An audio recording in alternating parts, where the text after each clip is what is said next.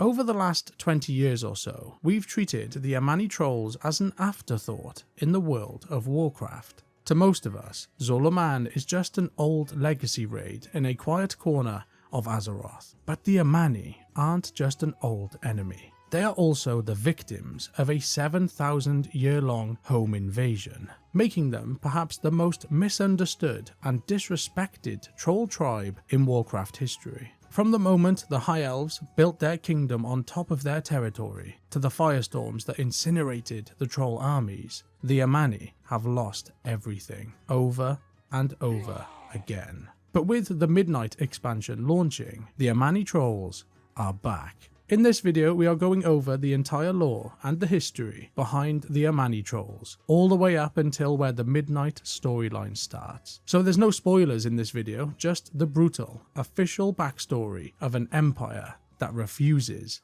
to die. The story of the Amani starts 16,000 years ago. At this point in time, the Trolls were the undisputed masters of ancient Kalimdor. As the troll population grew, the very first of the great tribes began to carve out their own territories. At this point in history, the Amani Trolls were just one small gear in a massive global machine. The heart of that machine was at Xal'atath, where the powerful Zandalari tribe sat atop their mountain peaks, ruling over a world that was quite literally theirs for the taking. They had the land, the resources, and the blessings of their lowers. A lower is the word the Trolls use to describe the entities that they worship religiously. They had everything, but for some, having everything is never enough. The Zandalari priests had one golden rule: stay away from the mound at the base of the Zandalar Mountains. But a Gurubashi witch doctor named Zando decided he knew better. He led a small group of followers down to the dark patch of earth, drawn in by an aura he couldn't quite explain. But this is where the story gets interesting for us and the lore behind the Midnight expansion. Zando wasn't just acting alone, he was being guided. Our destination lies just ahead. Trapped inside of a dagger, an entity of the void was whispering into his mind. Such magnificence awaits us. Xal'atath. At this point in time, the Harbinger of the Void was a prisoner, sentenced to an eternity of imprisonment by the Old Gods after she arrived to claim Azeroth and the World Soul thousands of years ago.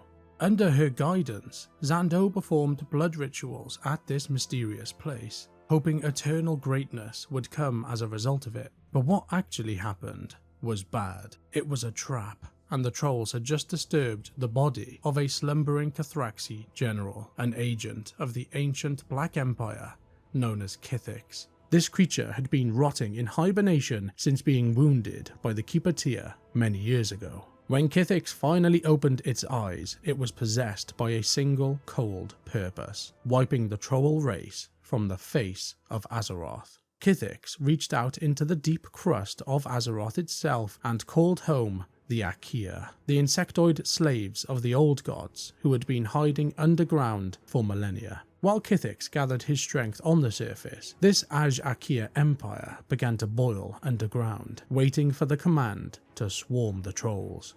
When that signal finally came, the Aqir swarms tore across the surface of Azeroth. As the insectoids reached the base of the Zandalar Mountains, the Trolls realized they had to unite, or they would be defeated. This was the moment that the Empire of Zul was formed, the very first great coalition of the Troll tribes unified under the banners of the Zandalari. From their mountain high ground, the Zandalari orchestrated a masterclass in jungle warfare. But holding the line against the insectoids wasn't quite enough. To put an end to this nightmare, the Empire of Zul had to go on the offensive, so they rallied the most battle-hardened and powerful tribes and then sent them to the furthest corners of the continent to cut the head off the Aqir snake. In the frozen north, the Drukhari trolls were sent to shatter an Aqiri colony. In the southwest, the Gurubashi tribe marched into the shifting sands of Xal'atath, laying siege to the corrupted Titan complex of Ankh-Raj. But the most vital mission, and also the most important to this video, was given to the Amani. They were ordered to track the Kathraxi general Kithix into the dark forests of the northeast and ensure that the creature was put down. Cornered in the dense woods of the northeast, Kithix and its remaining insectoid guards turned to make their last stand. The Amani threw themselves into battle with them. By the time the dust settled on the battlefield, only a fraction of the Amani army remained alive. But Kithix, the architect of the Trolls' first Great War, was dead.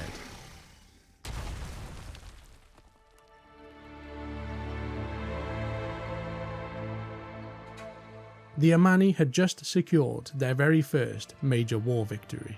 They claimed the ground where the monster fell, stacking stone upon stone until a sprawling temple city emerged from where they killed Kithix.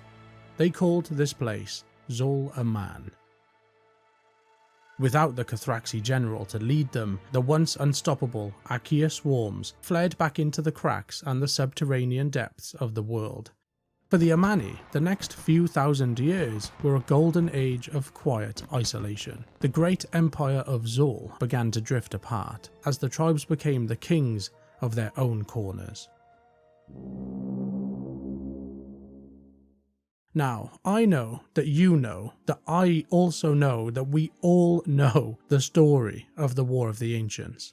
The Too Long Didn't Read version, a couple of dark forest trolls started hanging around the ancient Well of Eternity in the middle of the continent. The powers of that well evolved them into the Night Elves. The Night Elf elite couldn't help themselves and began meddling with the powers of the well, and then attracted the Burning Legion to Azeroth for the first time. The Legion invaded, the Resistance managed to drive them back, and then the gateway the Legion was using within the Well of Eternity implodes in the final stages of the war, triggering the Great Sundering, an event that shattered the continent of ancient Kalimdor into a number of pieces. Because the Amani had settled so far to the northeast, they survived all of this relatively intact. When the dust had settled after the Great Sundering, the forest trolls found themselves on the northern edge of a new landmass, the one that we know as the Eastern Kingdoms. But what matters to our story today is what happened after the world was broken apart. After the Sundering, the leading Night Elves had strictly forbidden the use of arcane magic, fearing that it would once again draw the attention of the Legion. But the Highborn, the elven elite who were responsible for that war, refused to let their birthright wither away. They were addicted to the arcane, and they weren't about to let a few druids tell them otherwise. The tensions between the two groups eventually snapped, and the Night Elf leadership made the use of arcane punishable by death. But the Highborn chose a different type of sentence: exile. They were cast out from Kalimdor, and as a result, they started losing their immortality and the protection of the World Tree, Nordrassil. Led by Dath'Remar Sunstrider, they sailed east into the unknown, eventually washing up on the shores of the Eastern Kingdoms. By this point, they were now smaller, weaker, and aging for the first time in their lives. Dath'Remar led his dwindling people further north, searching for a place where the ley lines, Azeroth's veins of raw magical energy beneath the surface, were stable enough for the elves to settle. Sometime later, they found exactly what they were looking for in the lush golden forests of the north. But there was one problem with this plan.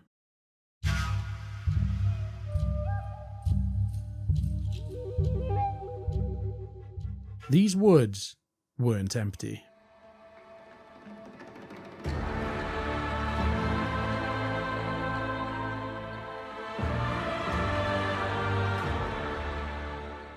The Amani struck the moment the elves set foot into the forests. The trolls began by sending out small raiding parties to try and put a stop to these invading elves, but Dath'Remar had an ace up his sleeve. Before leaving Kalimdor, he had stolen a vial containing the waters from the original Well of Eternity. At the heart of the magical ley line nexus in the north of the forest, he poured that vial into a lake, and in a flash of brilliant light, he had created a new font of infinite power, the Sunwell. In that moment, the Highborn were reborn as the High Elves. Their strength returned, their city of Silvermoon began to rise, and they officially claimed the land as their own, naming it Quel'Thalas. The elves had just built their golden kingdom directly on top of one of the Amani's holiest places. The Amani were done raiding. It was time for war. On paper, the Amani should have won easily. They completely outnumbered the elves, and they knew every inch of those woods like the back of their hands. But the High Elves had something the Trolls had never encountered, that infinite source of energy. Using the raw, surging power of the Sunwell, the Elves carved their borders out of the forest with arcane fire. The Amani began to lose this war. Eventually, the proud warriors who had once hunted a Kathraxi general to extinction were forced to retreat, cowering behind the walls of Zul'Aman just to survive. They sat in the darkness of their temple city, and in that darkness, a common thought began to take hold of every Amani Troll's heart. They have just stolen our home.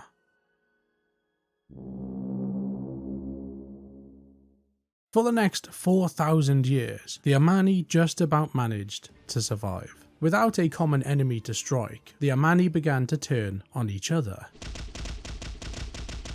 But just as the tribe reached its breaking point, the Zandalari arrived to save the day. They had spent the years since the Sundering perfecting their voodoo and also strengthening the scattered tribes across Azeroth, and they didn't like what they saw in the north. To end their infighting, the Zandalari hand-picked a champion to unite the fractured trolls, a fearless warrior named Jinthar. Under Jinthar's rule and of course Zandalari guidance, the Amani became a revitalized war machine.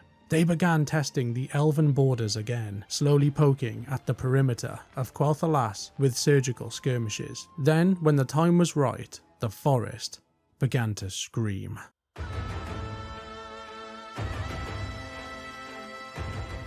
Tens of thousands of Amani warriors erupted from their temple in a coordinated strike that the elves never saw coming. For the first time since the Sunwell was created, the High Elves found themselves truly vulnerable. Desperate for help, the elves turned to the humans of Arathor.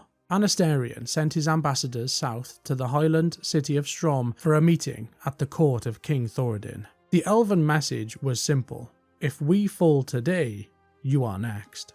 But this news was no surprise to King Thoradin. He had already seen Amani warbands testing his own borders, and had already begun to unite the fractured human tribes into a single powerful empire.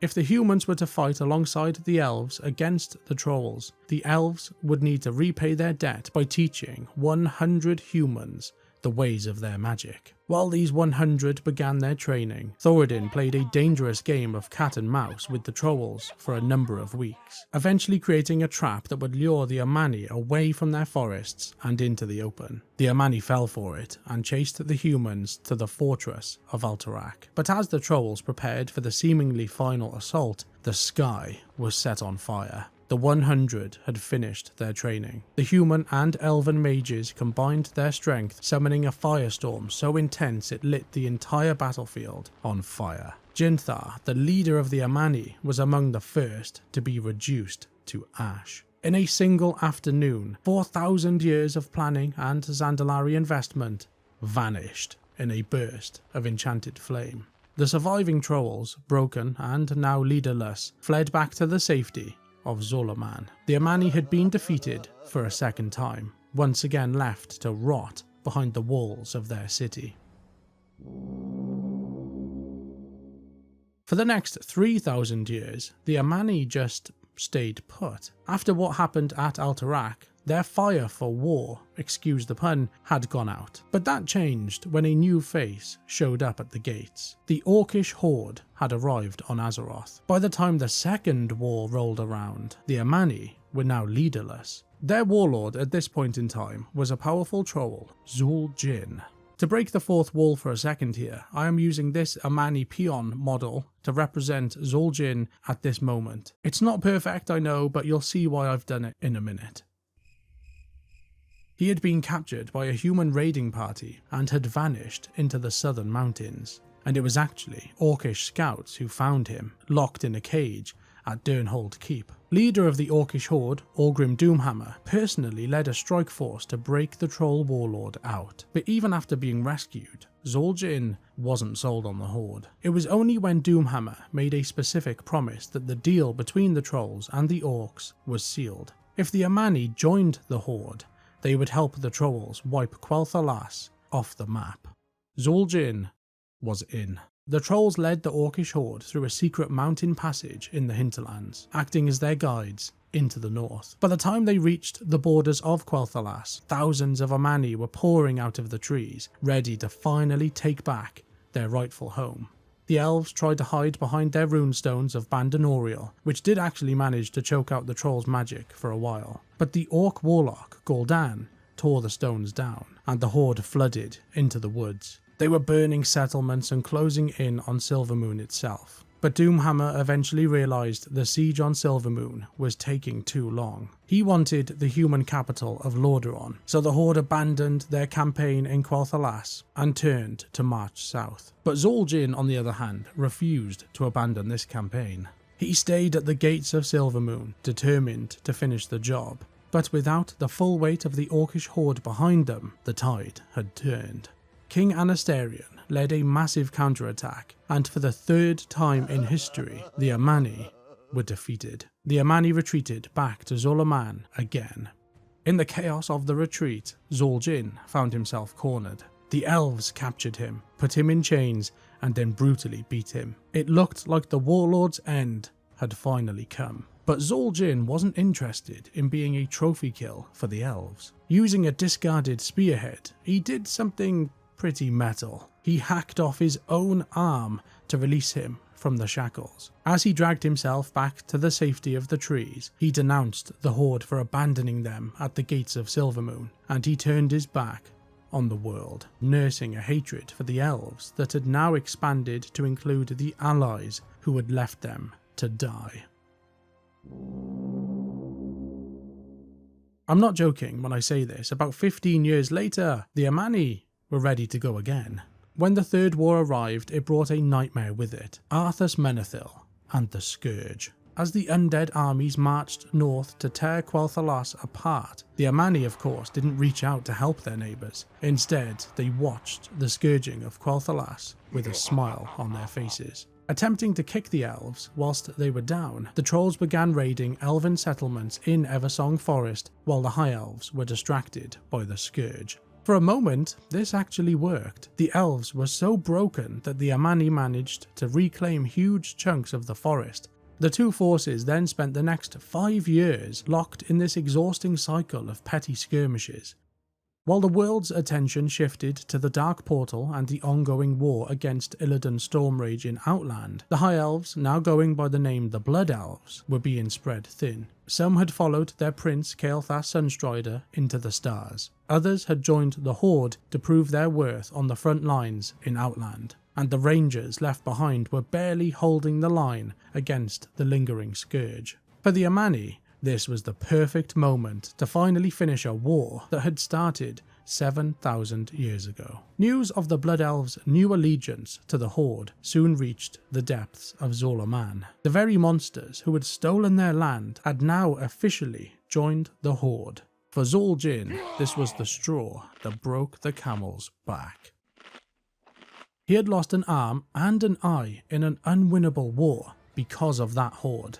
He ordered his high priest, Hexlord Malakras, to literally hunt down their own animal gods and trap them inside the bodies of his best warriors. Their own minds were completely burned away to make room for the gods Zul'jin had forced inside them. Zul'jin and his loyalists had just created 4 terrifying avatars: Nalarak, Janalai, Akilzon, and Halazi. They were living weapons, manifestations of the wild's fury and power trapped in mortal flesh. But the heroes of the Horde and the Alliance couldn't let a wild card like this sit on their doorstep. They had to put an end to the madness in the woods. A strike force was then sent into the heart of the Temple City, cutting through the Amani forces, destroying the physical forms of the twisted avatars. In the end, it came down to a stone platform in the centre. Zul'jin finally ran out of luck. The greatest hero the Forest Trolls had ever known was reduced to nothing more than another body for the Alliance and the Horde to loot. Even with Zul'jin dead and the city in ruins, the Amani themselves weren't quite finished. I mean, at this point, they have to be trolling us. The survivors crawled back into the wreckage of their temple city and started over again, putting a new champion named Darkara the Invincible in charge to try and lead what was left of the Amani tribe. After the cataclysm in the 28th year, a Zandalari prophet named Zol saw a chance to bring back the old days. He travelled to the different tribes across Azeroth, promising them that they could be kings once again if they united, just like the Golden Era 16,000 years ago. Darkara and the Amani didn't need much convincing on this. With Zandalari help, Zul'Aman was slowly rebuilt, and the Amani started filling their ranks for yet another march into Quel'Thalas. But this time, before they could get going, the pushback came from one of their own. Zul'jin of the Darkspear tribe turned down the prophet's offer and did something nobody expected. He teamed up with the Blood Elf Ranger General Halduron Brightwing in an attempt to stop the Amani before they could even get started. Zul'jin personally led the strike into the city, and soon enough, Darkara's short reign as the Amani warlord was over. The Zandalari plan fell apart, and the Amani were once again left with nothing but empty temples and more reasons to hate the world. By the time the mists around Pandaria finally cleared, the Amani weren't even a shadow of the empire they used to be, if that makes any sense. But the idea of one last shot at greatness was too much to pass up. They followed the Zandalari to the south, joining a desperate coalition of tribes looking for a new home. They found an old ally in Lei Shen, the Thunder King, and they set up camp with him on the Isle of Thunder. And again, history repeats here, a massive ancient power promising to help the Trolls conquer the world. And again, the Amani, led by a warrior named Karazhan, pledged their allegiance to the cause. The Alliance and the Horde stormed the Throne of Thunder. Karazhan and his warband fought with everything they had, but in the end, they were just another obstacle in the way of a bigger fight.